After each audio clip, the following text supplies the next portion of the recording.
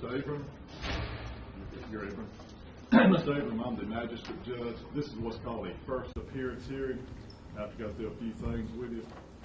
First of all, I got to tell you, you have the right to remain silent. You don't have to talk to anybody about your charge. If you give up that right and you speak to the police or the deputies or the investigators or whoever, then anything that you say can and will be used against you in court. You understand that?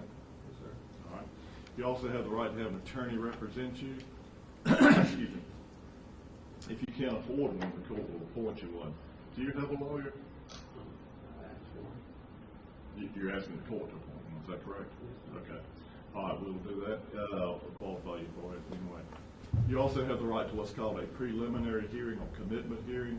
That's a hearing in which the state, in your case it would be the sheriff's department, would have to show me in front of you and your attorney that they have what's known as probable cause sufficient to justify charging you with this crime.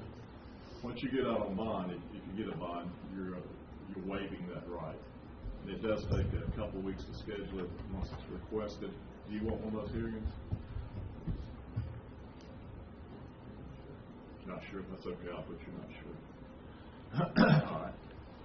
And your name is Javon Thomas Abram? Abram, okay. And you're 21? Are you on probation or parole? You can speak, understand, read, write English? Yes, sir. You understand you're charged with concealing the death of another? That is a felony. It carries up to 10 years in prison if you're convicted.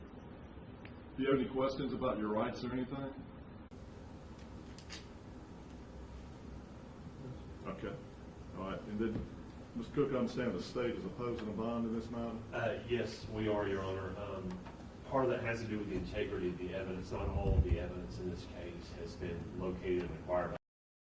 We're searching for it, and based on the investigation that we've had thus far, we believe the defendant has compromised the integrity of that evidence.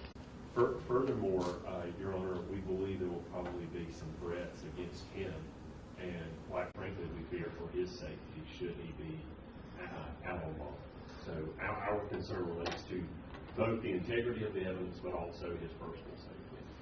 And given the weight of the evidence that we have against him at this point, we believe that he could be a threat to flee, given the seriousness of the charges and quite frankly, the likelihood we would prevail in trial. Another charge forthcoming? Your Honor, I can't say at this point, but what I can tell the court is there are 2 other outstanding warrants from Lansing County that relate to this case, relate to false statements. But our biggest concern is about the integrity of the evidence, the likelihood that he would, and the likelihood that he would be able to appear at trial. Excuse me. Mr. Abram, I don't really want to put you on the spot to say anything at this point. You don't have a lawyer.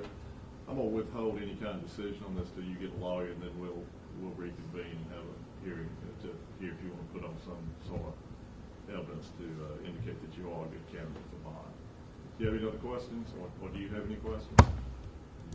We'll reschedule this once you get a lawyer. All right. Thank you. Thank you, Your Honor. Thank you. Thanks for coming. Oh, I'm sorry. I need to get him to sign.